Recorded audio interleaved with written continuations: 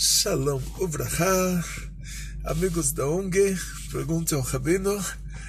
E a pergunta de hoje, de várias pessoas, é sobre Noach.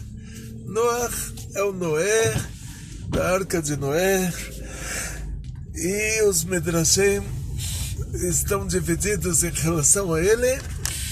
Os livros de Kabbalah estão divididos em relação a ele.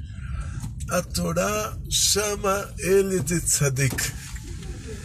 Se a própria Torá chama ele de tzadik, quem pode ir contra a Torá e falar que ele não era um tzadik? Agradecemos a sua E essa é a grande pergunta. Será que o fato de a Torá ter chamado ele de tzadik já torna ele, já dá para ele um concurso público efetivo? Ele passou no concurso público da Torá, agora ele é um tzadik, ele pode fazer o que ele quer e tá tudo bem. Então não é bem assim, entendemos que não é bem assim. A Torá não só diz que ele é um tzadik, mas diz que ele era um tzadik também é uma linguagem de perfeição, ou seja, em todos os aspectos. É uma linguagem de dar um reforço ao fato de ele ter sido um tzadik. Não só que ele era um tzadik, se você pode imaginar que talvez ele não fosse um tzadik em certos aspectos, não, ele era um tzadik em tudo. Então, por que a Torá continua dizendo Noach tzadik também haya bedorotav, que ele era um tzadik também na geração dele? E aí começa todo o problema. Quer dizer, ninguém discute que ele era um tzadik, que ele era uma pessoa altamente elevada espiritualmente. Ele passou no concurso público, ele foi escolhido entre todas as pessoas da geração dele, ele foi um escolhido. E ninguém discute que ele era um tzadik também. Ele era um tzadik em todos os aspectos. A única discussão é por que a Torá tem que acrescentar essa palavra na geração dele. E essa palavra vem nos indicar que aí entram as opiniões, diversas opiniões. Se ele estivesse 10 gerações depois, se ele vivesse na geração de Avraham Avinu, do nosso patriarca Avraham, diz o Midrash, lá ele não seria considerado nada. Ele era chamado de tzadik em todos os aspectos, tzadik integralmente, somente porque ele estava em uma geração onde todo mundo era bandido, todo mundo era ladrão, todo mundo era criminoso, todo mundo era depravado, todo mundo tinha relações ilícitas aí, todas as fantasias eróticas que os animais não têm.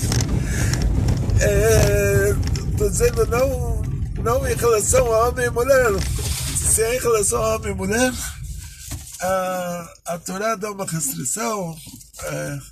Se a pessoa é um judeu, que não pode ter uma relação com a esposa quando ela está no ciclo.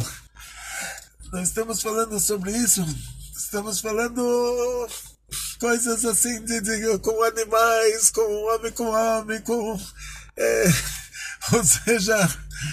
ou seja, o motivo do dilúvio, motivo principal é esse.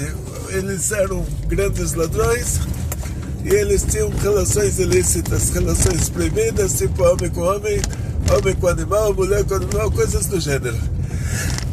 Então, nessa geração, a pessoa que não fazia nada disso, diz o Midrash, ele era um tzadik.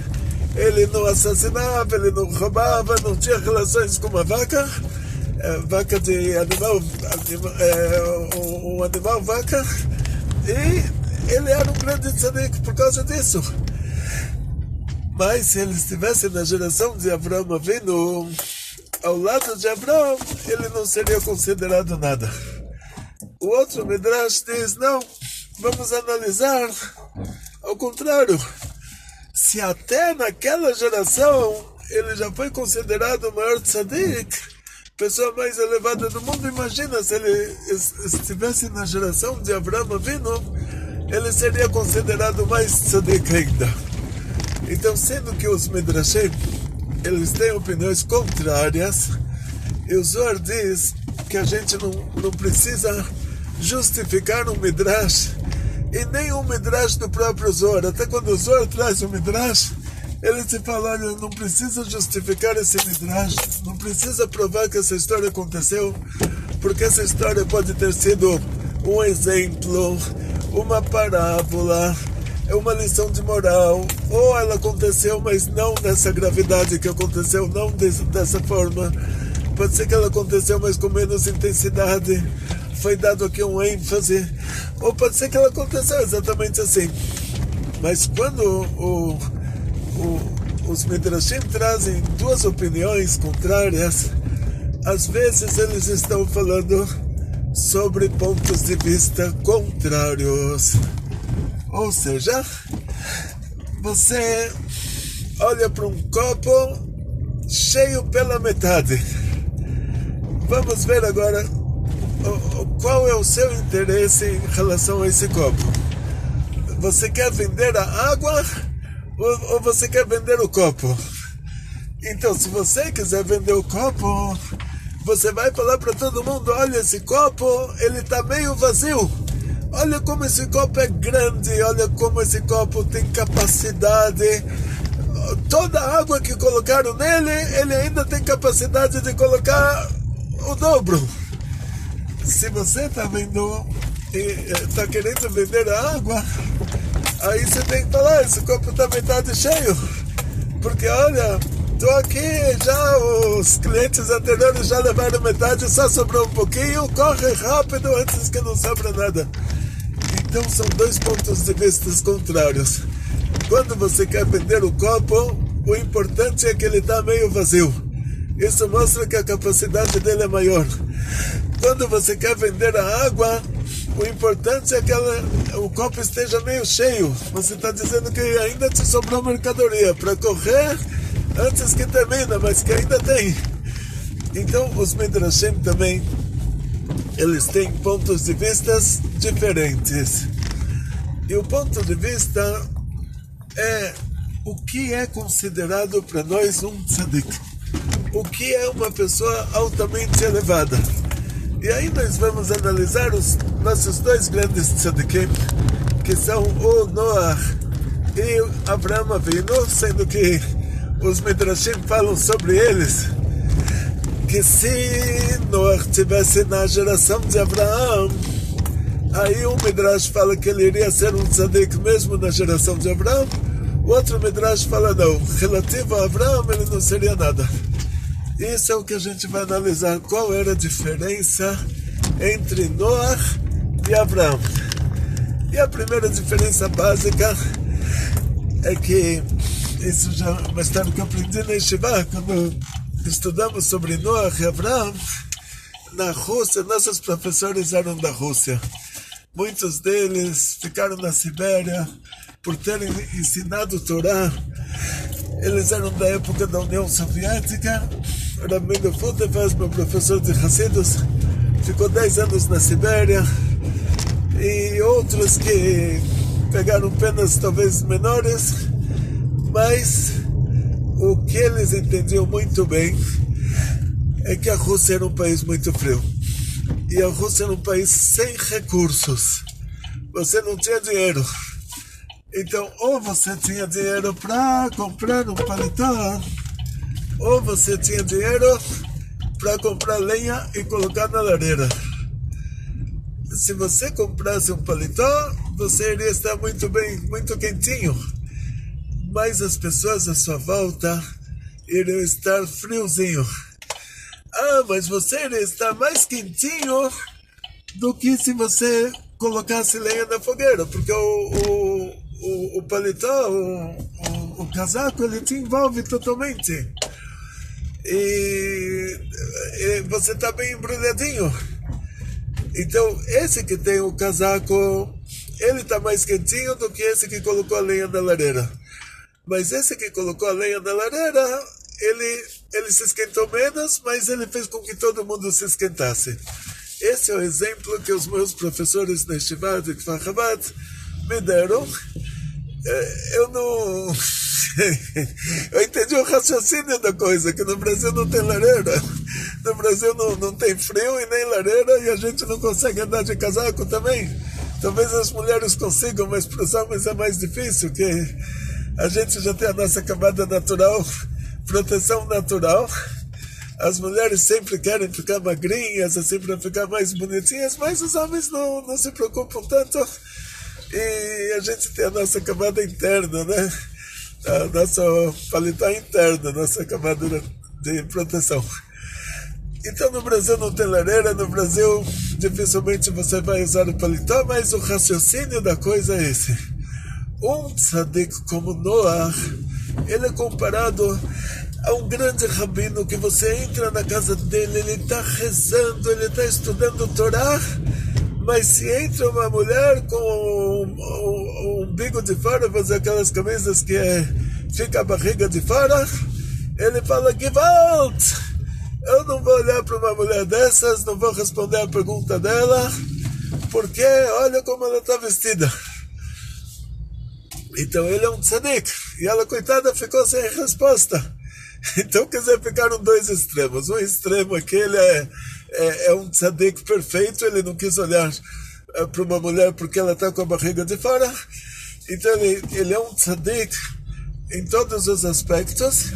Mas agora, por causa disso, o que aconteceu com ela? Ela, coitada, tem que fazer a pergunta. Agora ela tem que encontrar outro jeito. Tem que escrever um bilhetinho, vão levar o bilhetinho para ele, ou ela tem que ligar pelo telefone. E então, como se fala, eu não sei como a palavra em português, me falta de vez em quando. Vou comprar um dicionário, mas eu não vou ter tempo de ler o dicionário. O problema, se eu comprar um dicionário, vai ficar na estante, eu não vou saber nem em que lugar da estante eu coloquei ele, de tanta correria. Mas vamos dizer assim, o Avraham, ele abriu uma tenda no meio do deserto. Quem entrou nessa tenda? Pessoas idólatras, e não simplesmente idólatras, pessoas que rezavam para o pó que estava grudado nos próprios pés. Da onde vem todo esse negócio que Abraão ele fazia questão de lavar os pés dos hóspedes antes dos hóspedes entrarem na tenda dele. A tenda dele não era uma tendinha de camping que você compra no supermercado.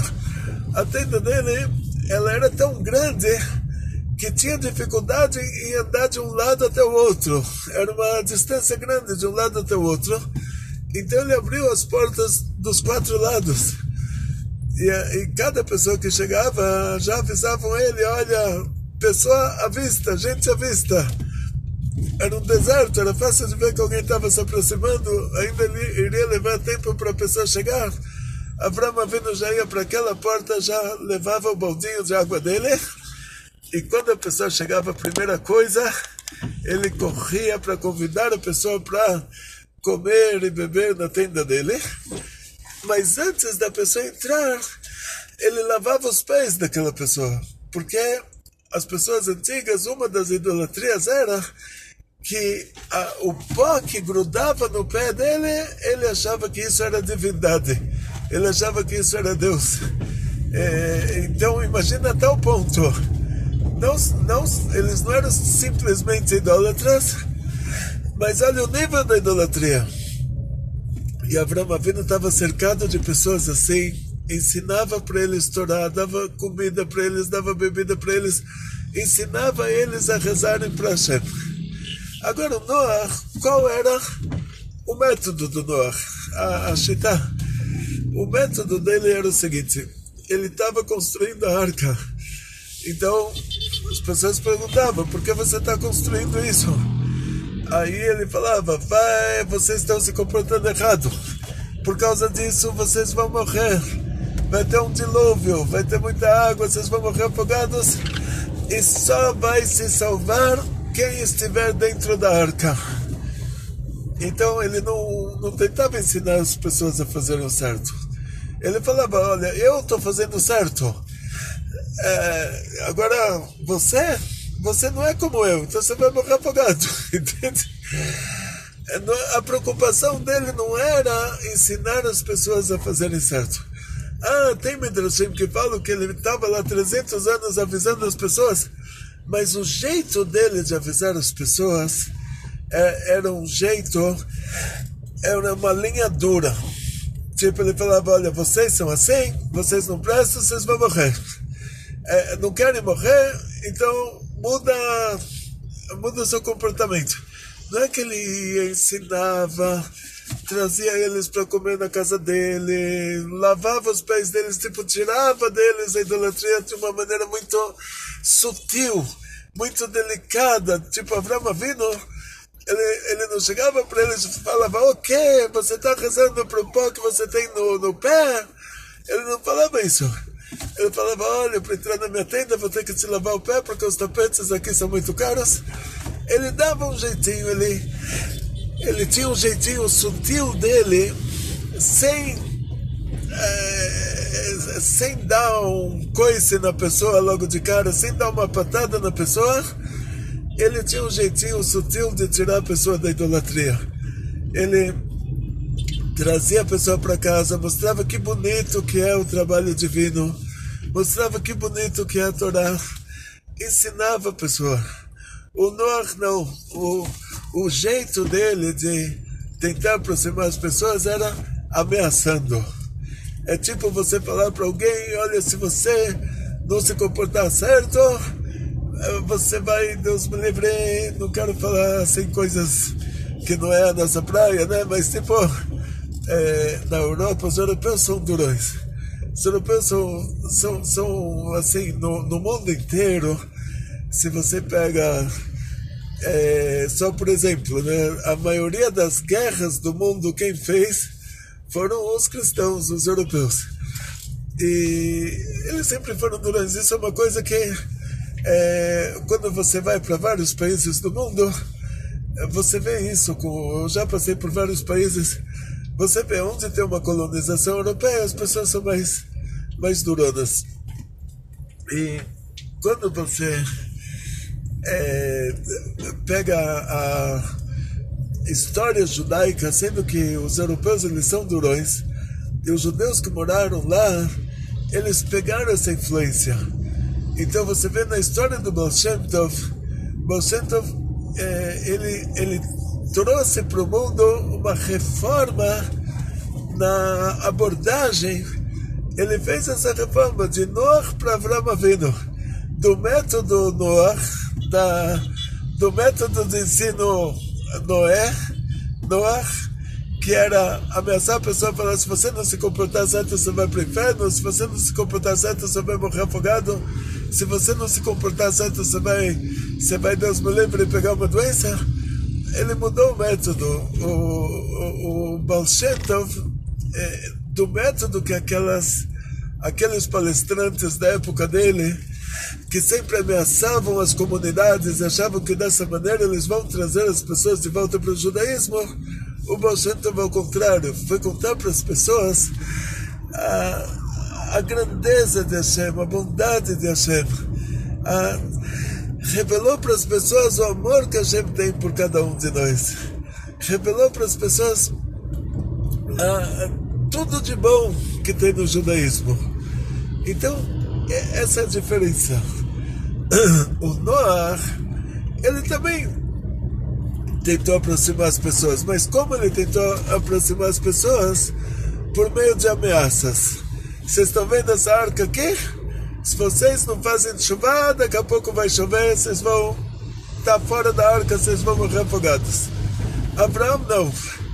Abraão viu a pessoa idólatra de um nível mais, Deus me livre, trouxe a pessoa para a casa dele, não falou para a pessoa, tira a idolatria dos seus pés, senão você não entra na minha casa. Ele falou, olha, por favor, deixa eu lavar os seus pés, porque o meu tapete aqui é muito caro, seu pé está muito sujo.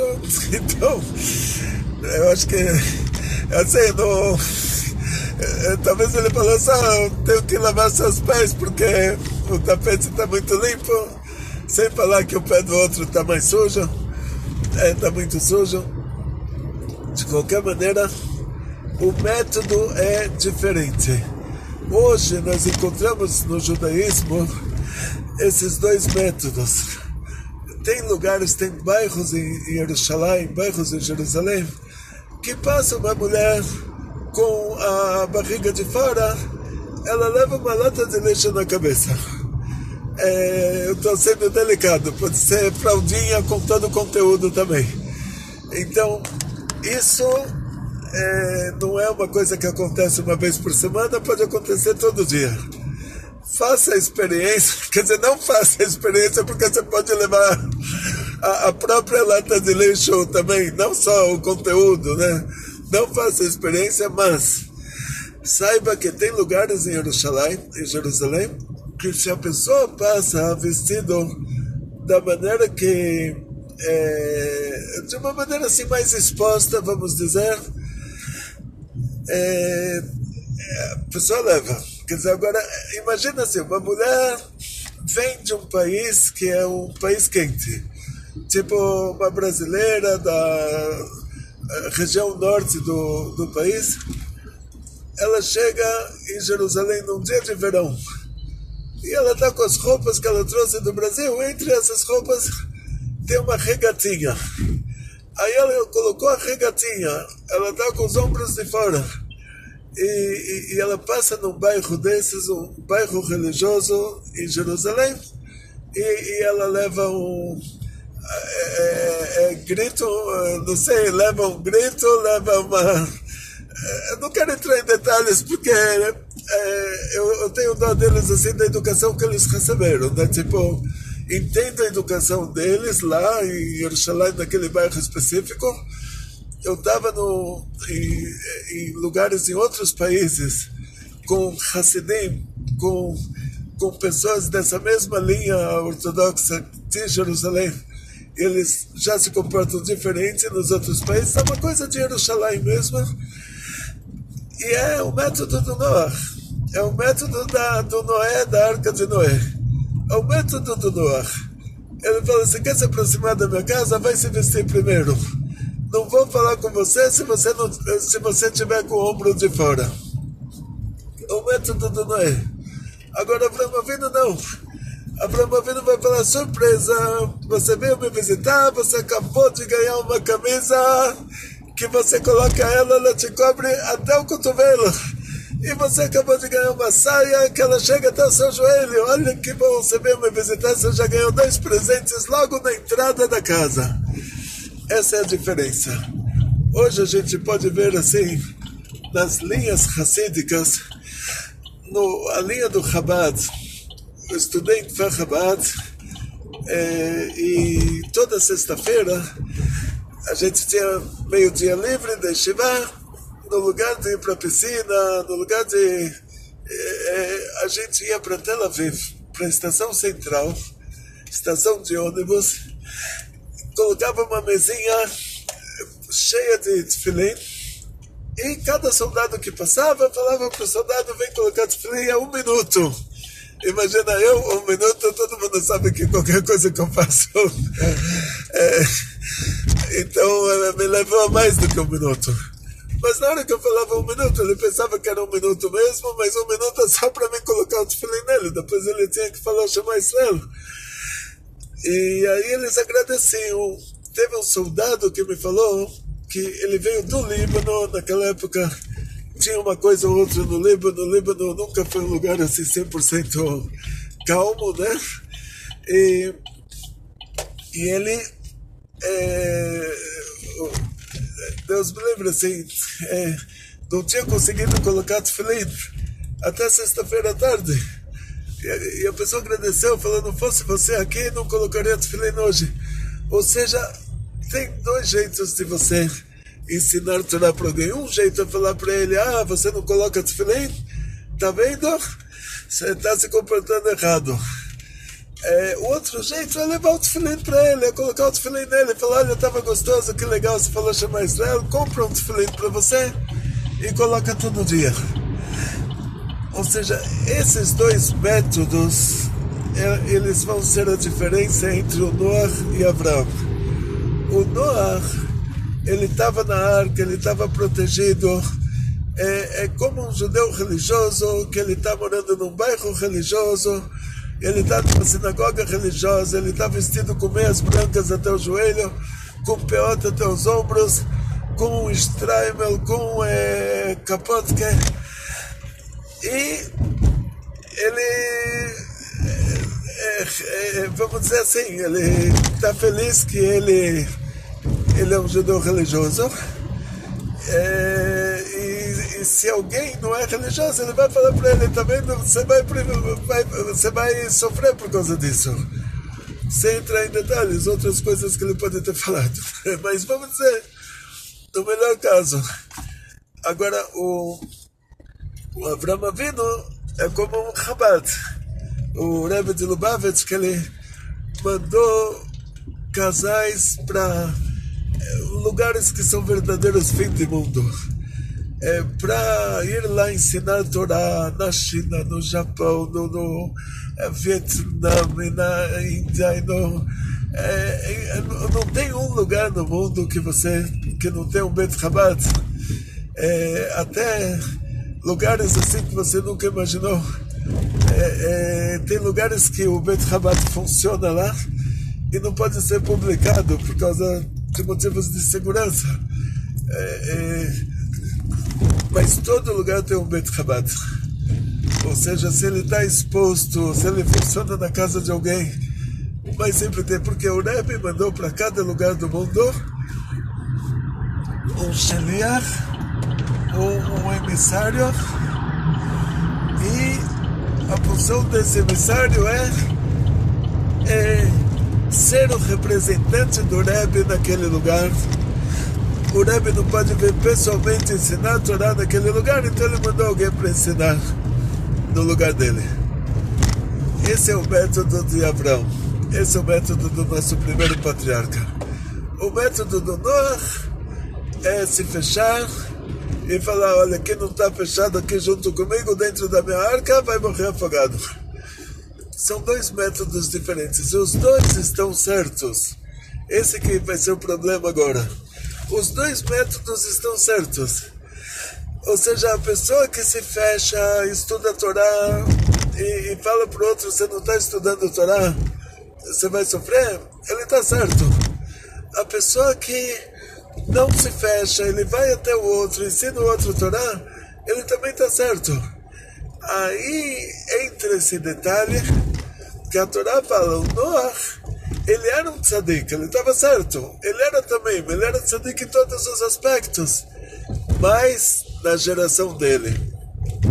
Ou seja, se ele tivesse na geração de Abraão, ele não seria nem tzadik, nem também, ele não seria nada. Esse que é o detalhe, quer dizer, os dois métodos estão certos, mas um está certo numa situação que você está na Idade Média. Você mora lá no meio dos inquisitores cruzados e vai saber mais o quê? E você não pode divulgar para eles 7 mandamentos de Bnei Noach, porque vão te colocar na fogueira, vão fazer feriado nacional, te queimar na fogueira em praça pública. Então, naquela geração, se você estava cumprindo o Torá Mitzvot, acendendo as velas de Shabbat embaixo da mesa e colocando a comida de Shabbat na gaveta da mesa, e na hora que os inquisitores entram na sua casa, você fecha a gaveta, então tá bom. Noé, na arca de Noé. Tá bom, naquela geração você é um tzadik. Agora, hoje, na geração de Avraham Avinu, hoje na geração do Rebbe de Lubavitch, se você se fecha, você não é um tzadik. Porque hoje você não tem motivo para se fechar. E hoje você não tem cruzadas, não tem inquisição. Você pode livremente divulgar ao mundo 7 mitzvos Bnei Noach e as pessoas te agradecem.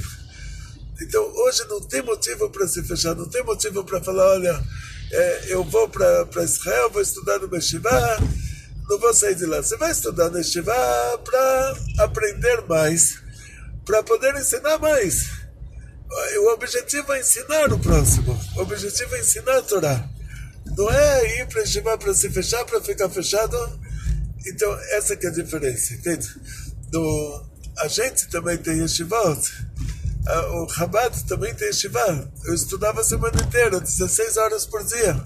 Baruch Hashem, a gente não tinha lá telefone. Eu escrevi uma carta para o meu pai uma vez a cada 2 semanas. Não tinha telefone, não tinha celular, não tinha nada. Se a gente quisesse ligar para o Brasil, tinha que ir na casa do Rosh Hashiva para fazer a ligação. Então tinha tempo para estudar 16 horas por dia. Sexta-feira era proibido estudar.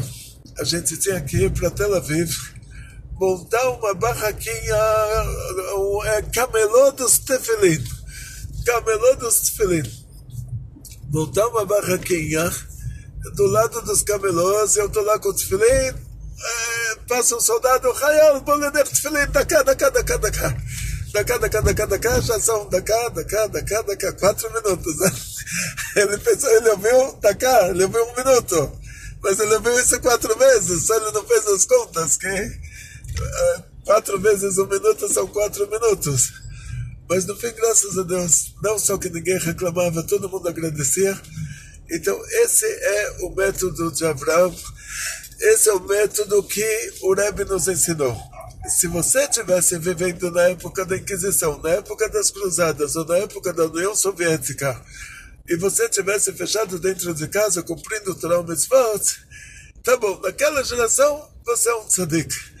Noah era um tzadik na geração dele. Agora na geração de Avraham, já ele não seria considerado nada. Esse que é o assunto. Qualquer outra dúvida que tiver, por favor, pode colocar aí embaixo na EARA, nas observações. E muito sucesso, muita saúde, muito dinheiro, muitas felicidades. Não esqueça de dar o seu like, colocar o seu oi nas observações.